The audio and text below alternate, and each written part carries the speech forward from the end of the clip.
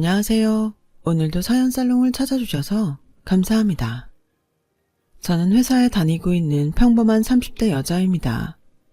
제 남편과는 대학 때 소개팅으로 만나서 결혼까지 하게 되었네요. 현재 슬하에 6살 딸아이를 키우고 있어요.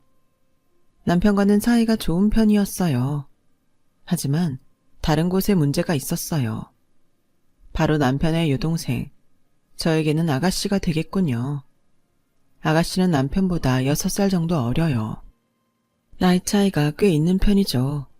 그래서 그런지 저와의 연애 때부터 아가씨를 무척 챙겼죠. 저희가 데이트를 할 때도 자주 껴서 놀곤 했어요. 저는 남편과 단 둘이 있고 싶었는데 어울리고 싶어하는 아가씨가 처음에는 어려서 눈치가 없구나 하고 생각했지만 딱히 내색하지는 않았어요. 제가 남편을 많이 좋아해서 그의 가족들한테도 잘해주고 싶었거든요. 그 당시 아가씨는 고등학생이었어요. 결혼 전부터 항상 저를 언니라고 부르며 잘 따랐던 기억이 있어요. 언니, 저 이번에 시험 끝났는데 신발 하나 사주시면 안 돼요? 야, 무슨 신발이야. 너 엄마가 얼마 전에 사줬다며. 염치도 없어. 저번에도 그러더니. 아, 오빠는 왜 그래? 내 친구 오빠네 여친은 내 친구 선물도 막 사주고 그러거든? 나중에 내 남자친구한테나 가서 사달라 그래. 왜 내 여자친구한테 그래? 아니야, 괜찮아. 무슨 신발이 갖고 싶어? 내가 사줄게. 연희야, 그러지 마. 네가 그러니까 얘가 항상 너한테 뭐 사달라는 거잖아. 오빠는 가만히 좀 있어라. 언니도 괜찮다잖아. 언니, 자 이번에 새로 나온 나이키 신발 가지고 싶어요. 그거 우리 반 애들 다 신고 다녀요. 남편은 아가씨가 데이트에 끼는 걸 좋아하지 않았어요.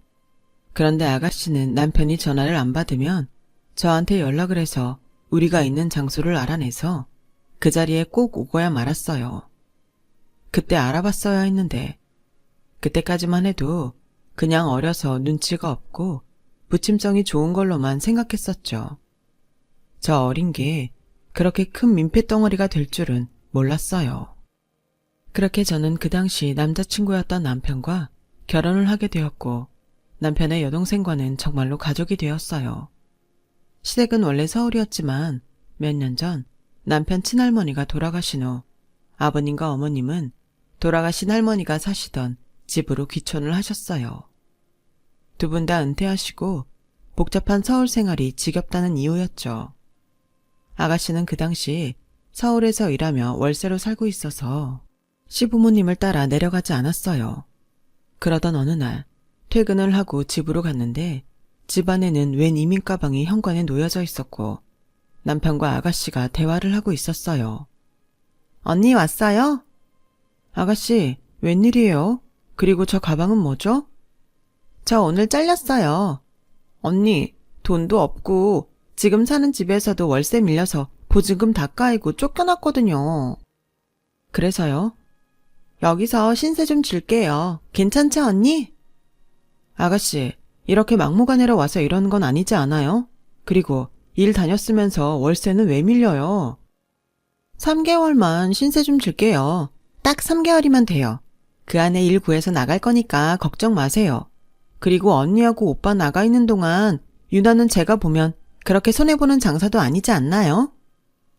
저는 좀 내키지가 않네요. 오늘은 자고 가는데 내일부터는 나가줬으면 좋겠어요.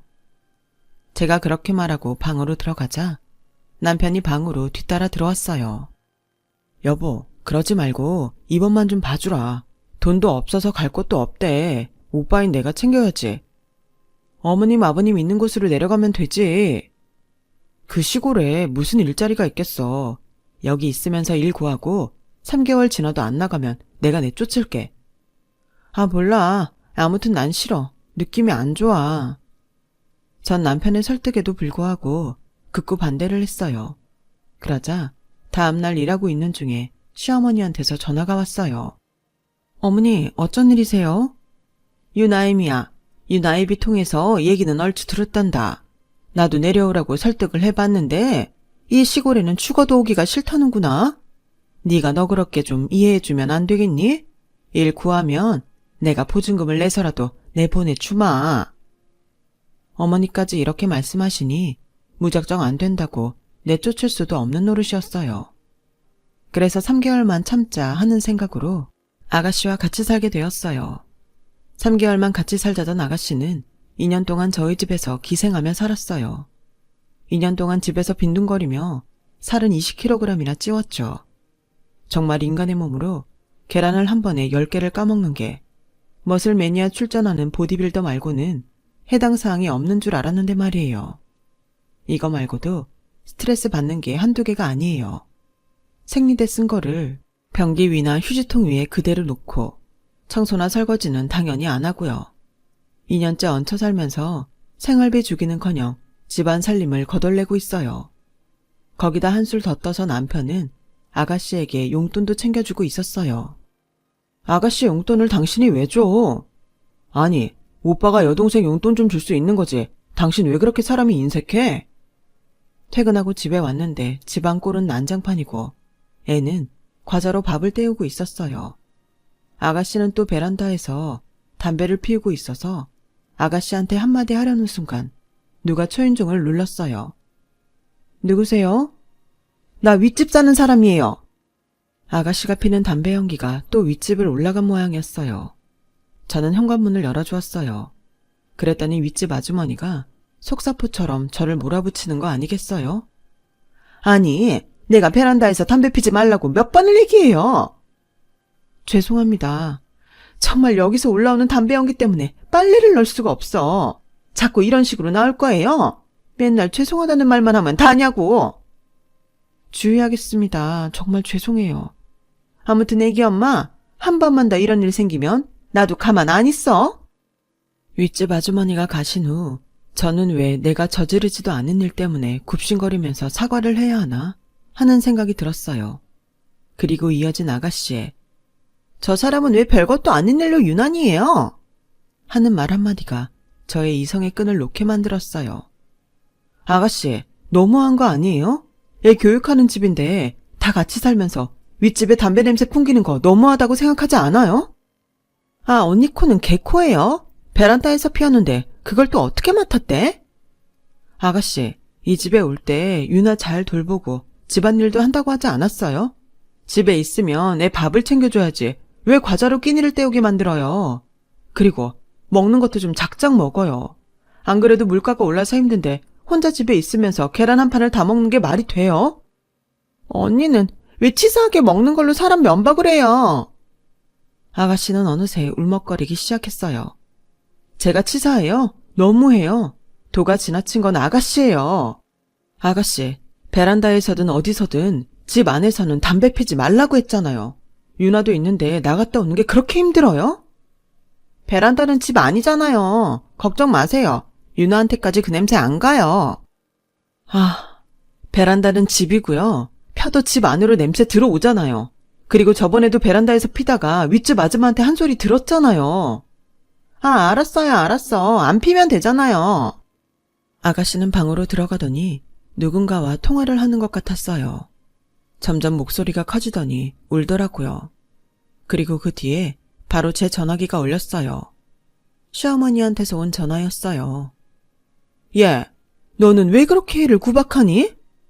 어머니, 제가 언제 구박했다고 그러세요? 아이 있는 집안에서 담배 피는 아가씨가 더 너무한 거 아닌가요? 베란다에서 핀 게 안에서 피운 거니? 넌 별것도 아닌 걸로 호들갑이구나. 베란다에서 피워도 안으로 냄새 다 들어와요. 그리고 문제는 그 담배 연기가 윗집으로 올라가서 윗집 아주머니가 자꾸 내려오신단 말이에요. 그걸로 몇 번 싸웠고요. 아파트 살면 다 유난이니? 안 그래도 일목구에서 기죽어 있는 애가 불쌍하지도 않니? 어머니, 사람들 같이 살면 예의를 지키며 살아야죠. 그건 기본이에요. 유난이 아니라요. 그리고 아가씨 애를 못 구하는 게 아니라 아예 구할 생각이 없어 보여요, 어머니. 그리고 약속한 3개월 지나지 않았나요? 3개월 지나면 어머니가 보증금 내서라도 내보내신다고 하지 않으셨나요? 아가씨 온 뒤로 생활비가 너무 많이 들어요. 모아놓은 돈 다 썼다고 생활비는 보태지도 않고 저도 너무 힘들어요. 아이고, 너 참 야박하구나. 형제끼리 서로 도울 줄을 알아야지. 너 그렇게 마음 씀씀이가 팍팍해서 어떻게 사니? 마음 씀씀이가 팍팍하다고요? 아, 네. 전 쪼잔한 사람이라 이제부터는 아가씨하고 같이 못 살겠으니 이제 아가씨 어머니한테 다시 보낼게요. 그런 줄 아세요. 아우, 얘. 너는 또 말을 그렇게 하니? 그래, 알았다. 너 힘든 거 다 알지? 제가 강경하게 나가자 시어머니는 꼬리를 금방 내리셨어요. 저희 시어머니는 항상 이런 식이에요. 아가씨가 잘못한 건 생각 안 하시고 감싸고 돌다가 제가 강경하게 나가면 금세 온화해지셔서 제게 생활비에 보태라며 10만 원이나 20만 원 정도를 붙여주십니다. 그런데 그날은 정말 제가 아가씨를 내쫓을 것 같으니 50만 원을 송금해 주셨어요. 하지만 그 돈도 아가씨의 어마어마한 식비에 비하면 푼돈일 뿐이었어요. 마트에 장 보러 갈 때도 짐 들어준답시고 꼭 따라오는데 카트에 보면 아가씨 물건밖에 없어요. 돈이 한두 푼 더 들어가는 게 아니에요. 객식구 한 명이 무슨 3, 4명분을 먹으니 제가 이 짓을 2년이나 참으니까 화병이나 돌아가시기 일보 직전이었어요. 남편도 많은 스트레스를 받고 있었어요. 일 끝나도 돌아와도 집안일을 해야 하니 몸도 마음도 지쳐만 갔어요. 친정엄마께 이런 사실을 이야기하니 친정어머니께서 아이를 봐주신다며 말씀하셨어요. 그리고 일도 그만둬라. 일 그만두면 대출금은 집 사느라 받은 대출이자 그이 혼자 내기 힘들어. 아가씨 때문에 생활비도 많이 나오는데. 집안일도 바깥일도 내 몫이라면 회사를 그만둬. 집 대출금은 엄마가 갚아줄게. 엄마한테 이런 민폐 끼치고 싶지 않아. 어려울 때 도와줄 수 있는 건 부모밖에 없는 거야. 엄마, 고마워. 그날 저녁 남편한테 일을 그만뒀다고 말하니 남편은 정색하며 말했어요. 이렇게 다짜고짜 그만두면 어떡해? 그럼 대출 이자는? 나 혼자서는 힘든 거 알잖아. 대출금 엄마가 갚아주기로 했어. 이 집 살 때 엄마가 돈 보태주신 거 기억하지? 그렇게 되면 이 집 우리 엄마가 사준 거나 다름없어. 당신 그건 알아야 해. 아우, 당연히 알지. 장모님한테 조만간 근사한 저녁 식사 대접이나 해야겠네. 엄마가 갚아주셨다니까 그 정색하던 표정은 어디 갔는지 남편의 얼굴에는 한박웃음이 번졌어요. 근데 여보, 아가씨 3개월만 살고 나간다고 하지 않았어? 좀 더 같이 살 수도 있지. 지금 2년째지? 너 그런 거 일일이 계산하니? 아니, 3개월이면 나간다는 사람이 2년이나 눌러있는 건 너무한 거 아니야? 그럼 나보고 어떡하라고. 결혼이라도 해서 내보내. 결혼? 아가씨한테 남자 소개시켜줄까? 그럼 결혼해서 나가면 우리도 이 생활에서 해방될 거 아냐. 당신 내 동생 쫓아내고 싶은 거야? 아니, 아가씨도 결혼할 나이고 이제 슬슬 독립해야지. 하긴 벌써 나이가 30이 다 돼가니. 저는 그 다음날 퇴근하고 와서 아가씨에게 조심스레 어젯밤 남편과 한 이야기를 꺼내봤어요. 저 아가씨 혹시 남자 소개 받을래요? 남자요? 어떤 남잔데요? 우리 대리님 사촌인데요. 한번 만나보면 어때요? 무슨 일이에요? 그냥 중견기업 다니는 남자예요. 직급은 대리. 에이, 남자는 전문직이죠. 얼굴은 잘생겼어요? 그냥 평범해요. 직장이 별로면 얼굴이라도 잘생겨야 하는데. 전 됐어요, 언니. 정말 주위의 친구들부터 직장 동료들까지 제 인맥을 총동원했는데도 불구하고 소개팅은 잘 되지 않았어요. 찬밥, 더운 밥, 곰팡이 펴서 보슬보슬 데코된 밥까지 가릴 게 없어야 될 아가씨가 더 까다롭더군요. 진짜 겨우 용 써서 9급 공무원이랑 소개팅 겨우 잡아서 진짜 잘 되라고 조언까지 해주었어요. 그리고 그 공무원과 소개팅이 있던 날 저녁, 아가씨는 집으로 돌아와서 제 속을 아주 뒤집어 놓았어요. 언니, 어떻게 그런 사람을 소개시켜줘요? 그 사람 머리가 너무 커요. 그 소리 듣고 저 깊은 곳에서부터 험한 말이 목구멍까지 차오르는데 간신히 누르고 애써 웃으며 말했어요. 머리 좀 크다고 나쁜 게 아니잖아요, 아가씨. 그런가? 그리고 그날 그 남자를 소개해준 주선자에게서 전화가 왔어요. 연희야, 어떻게 그런 여자를 소개시켜 줄 수가 있어? 그 자리에서 무슨 일 있었던 거야? 아니, 네 시누이니까 이런 말하기 좀 그렇지만 염치불구하고 말해야겠다. 솔직히 네 시누이 직업도 없고 모아놓은 돈도 없잖아. 거기다 외모는. 아우, 말을 말자. 근데 왜 그렇게 따져? 뭐라는 줄 아니? 남자가 머리가 크면 돈이라도 잘 벌어야 하는 거 아니냐면서. 구급 공무원 월급으로 어떻게 사내고 그랬다는 거 아니니? 지금 노발대발하면서 어떻게 그런 여자를 소개시켜주냐고 난리도 아니야. 아, 미안하다. 내가 할 말이 없어. 누군가를 소개받을 때 조건을 따지는 건 당연한 거지만 저희 아가씨는 지금 그럴 처지가 아니었어요. 무지개 오랜 백수 생활로 인해 살도 참. 그런데도 누구는 키가 작아서 싫고 누구는 직업이 마음에 안 들어서 싫고 이런 식이니 답이 없었어요. 어느 날 집 근처 카페에서 대학 때 남자 후배와 후배의 친구를 같이 만나게 되었어요. 그날 합석한 후배 친구는 잘 알지는 못하지만 대학 때 몇 번 모임에서 만난 적이 있어서 얼굴은 아는 사이였어요. 오랜만에 후배가 저희 집 근처에 왔다며 연락이 와서 얼굴이나 한번 볼 겸 후배가 기다리고 있다는 카페에 가서 후배와 후배의 친구와 함께 담소를 나누고 있었어요. 그걸 지나가다가 아가씨가 봤는지 카페 안으로 들어오더라고요. 언니, 아가씨가 웬일이에요? 그냥 지나가다가 언니가 보여서요. 이분들은? 아, 제 대학 때 후배하고 후배 친구예요. 여기는 우리 아가씨. 제가 소개를 하자 아가씨와 제 후배는 서로 인사를 했어요.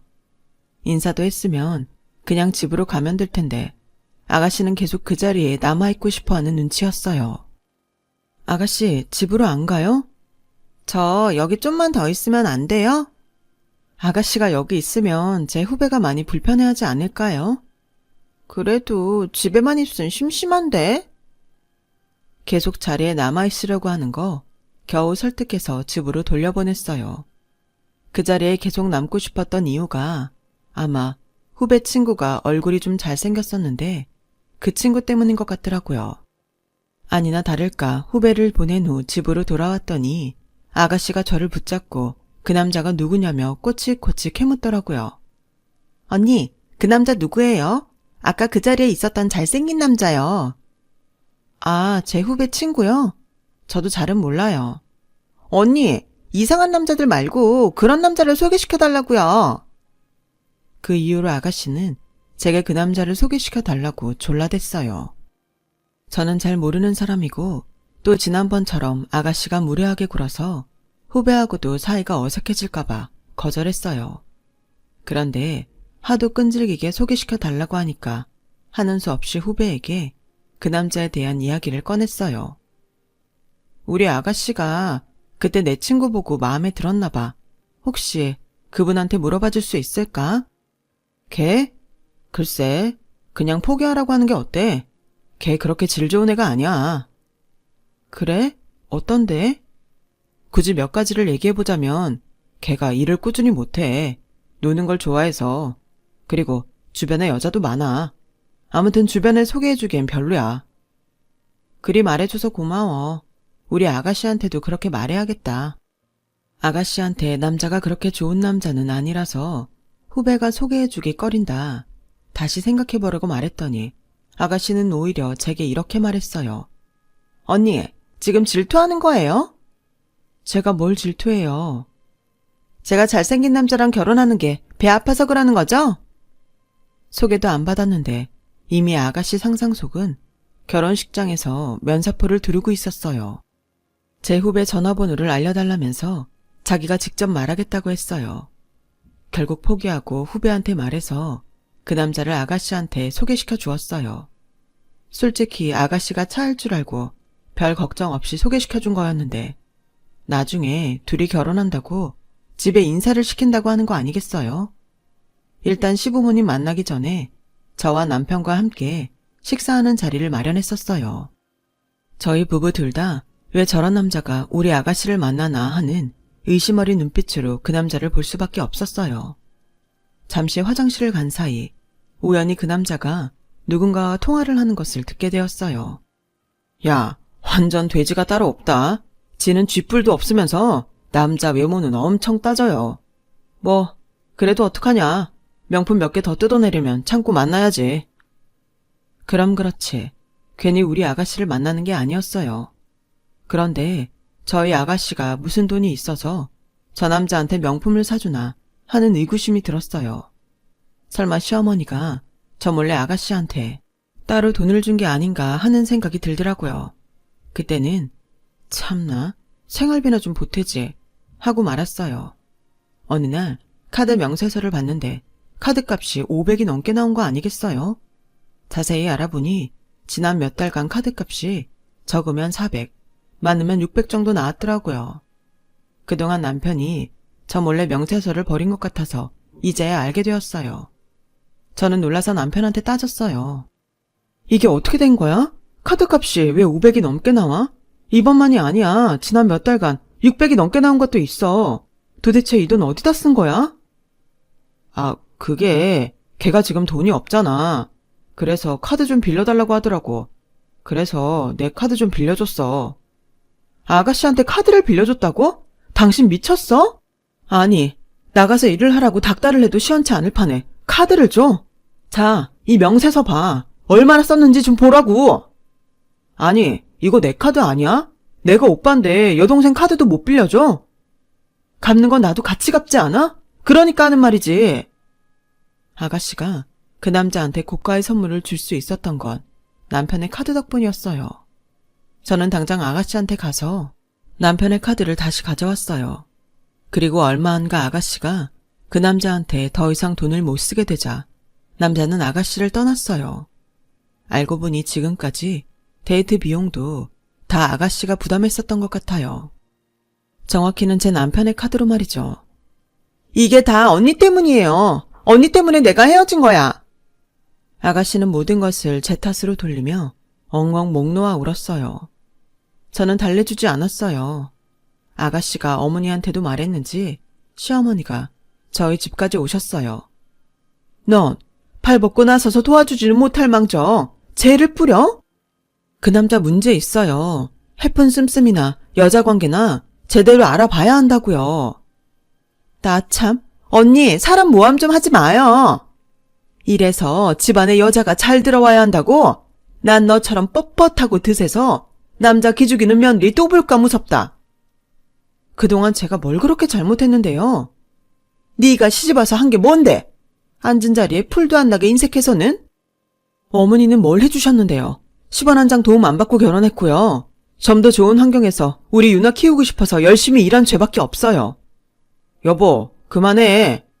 당신 바보야? 지금까지 아가씨 먹여 살리고 카드까지 막아주고 왜 말도 못해?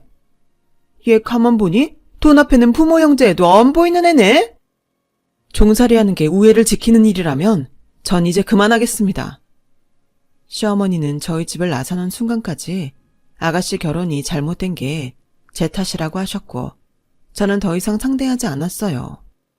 그리고 아가씨한테도 이제 집에서 나가달라고 말할 참이었어요.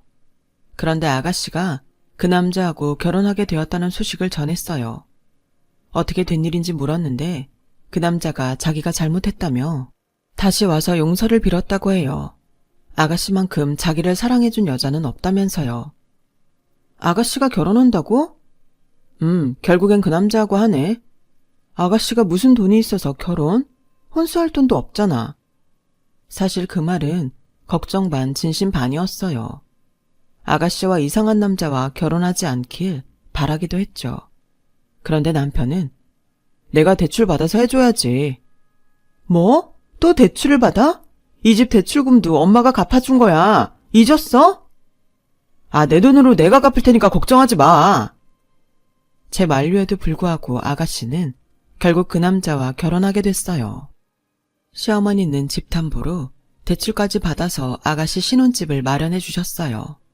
하지만 얼마 안 가 이혼하게 되었어요. 그 남자는 여전히 여자 관계가 복잡해 바람도 피고 사치도 심했다고 해요. 결국 돈 씀씀이가 해퍼 사채까지 끌어다 썼는데 시어머니가 해준 전셋집도 날려먹은 모양이더라고요. 언니는 어떻게 그런 남자를 소개시켜줄 수 있어요? 졸라댄 게 누군데요. 그리고 아가씨, 제가 말했잖아요. 그 남자 문제 있는 것 같다고. 잘 알아봐야 한다고. 저 이제 갈 곳도 없고 다시 여기 와서 살래요. 여보, 그리고 어머니도 여기로 모셔와야 할 것 같아. 어머니까지? 어머니가 우리 결혼할 때 해주신 게 뭐가 있는데 이제 와서 어머니까지 모시라는 거야? 그리고 아가씨, 결혼하기 전에 2년 동안 우리 집에 있으면서 생활비 한 번이라도 준 적 있어요? 아니, 청소 한 번이라도 한 적 있어요? 아, 이젠 그때하고 달라요. 저도 변했다고요. 유나도 잘 돌볼 거예요. 2년 전에도 그 말 했었어요. 유나 있는 데서 담배나 안 피면 다행이죠. 여보, 일자리 구하면 생활비도 보태겠다고 나하고 약속했어. 당신이 이번 한 번만 이해해주라. 왜 맨날 나만 이해해야 해? 언니, 저도 진짜 변했어요. 언니 힘들게 안 할게요. 아니, 그럼 지금 엄마하고 동생을 길바닥에서 자게 하란 말이야? 그게 나하고 무슨 상관인데? 나보고 그 시다바리 짓을 더 하라고? 이제 싫어. 당신이 사람이야. 어떻게 가족을 버려? 언니 진짜 너무하시네요. 나가서 굶어 죽든 노숙 생활을 하든 아가씨하고 어머니 마음대로 하세요. 나는 더 이상 양보 못해. 제가 말을 마치자 남편은 저를 때리려고 했는지 손을 들더군요. 그걸 보니 갑자기 이제 정말 같이 살 수 없다는 분노가 더 끌어올랐어요. 제가 먼저 남편의 뺨을 후려쳤습니다. 그러자 아가씨가 놀라서 저보고 소리쳤어요. 남편은 갑자기 놀랐는지 벙져선 손으로 얼굴을 감싸고 있더군요. 야, 너 미친 거 아니야? 어딜 감히 우리 오빠를 때려? 정말 아가씨라는 인간이 뺨도 후려치려다 참았어요. 어머니가 우리 결혼할 때 해주신 게 뭔데? 이 집도 우리 엄마가 사주신 거나 다름없어. 그리고 아이도 엄마가 지금 돌봐주고 계신데 내가 왜 시어머니를 모셔야 하고 다시 아가씨 수발을 들어야 하는 건데? 오빠가 돼서 동생이 어려우면 당연히 도와줘야 하는 거 아니야? 그럼 당신이 알아서 해. 난 더 이상 못해. 당신이 선택해. 나인지 당신 가족들인지. 어떻게 가족을 두고 그런 말을 해? 누굴 선택하고 말 게 어딨어? 아니면 이혼이야. 그래, 하자 이혼. 나도 너 같은 드센 여자하고는 못 살겠다. 저는 남편과 이혼하게 되었어요. 집은 제가 가져가게 됐지만 결혼 생활 동안 재산에 대한 남편의 기여도도 있어서 3천만 원 정도 남편에게 주어야 했어요. 현재 집값 생각하면 그리 큰 돈은 아니었기에 그냥 먹고 떨어져라 하는 심정으로 줬죠. 그리고 저는 일을 구하려던 중 전 회사의 선배가 창업한다며 같이 하자고 제안이 오더군요. 다시 얻은 기회라고 생각하며 열심히 일했죠. 결국 창업한 회사는 성공하고 이사 직함을 달게 됐어요. 어느 정도 생활에 안정이 잡히자 남편한테서 다시 합치자는 연락이 오더라고요. 당신 잘 지내? 아주 잘 지내고 말고 어쩐 일이야? 우리 다시 합칠 수 있을까? 나 이제야 당신 심정이 이해가 가. 그동안 당신이 얼마나 힘들었을지 이제야 이해가 되네. 당신이 준 돈하고 내가 대출 좀 받아서 단칸방 작은 전세를 구했는데 아 정말 치우지도 않고 나가서 일할 생각도 없고 생활비는 배로 들고 나 너무 힘들어. 당신이 자초한 일이야. 오빠라면 여동생 정도 책임져야 하지 않겠어? 여보, 그러지 말고. 저는 이제 댁하고 상관없는 사람이니 이제 연락하지 마시죠. 저는 그렇게 말하고 전화를 끊었어요. 지금은 제 딸을 키우며 커리어도 쌓고 새 인생을 살고 있어요. 더 이상 시댁에 휘둘리며 바보처럼 살지 않으니 저만의 인생을 살 수 있게 됐네요. 항상 주변 환경에 휘둘리지 않고 자기만의 인생을 사는 그런 사람이 되어 보아야겠어요. 제 긴 얘기 들어주셔서 감사합니다. 들어주신 분들 건강하시고 행복한 일상 되시길 바래요. 여러분, 사연 댓글에 응원과 현명한 조언 부탁드려요. 좋아요와 구독은 저에게 큰 힘이 됩니다. 오늘도 좋은 일 가득하세요.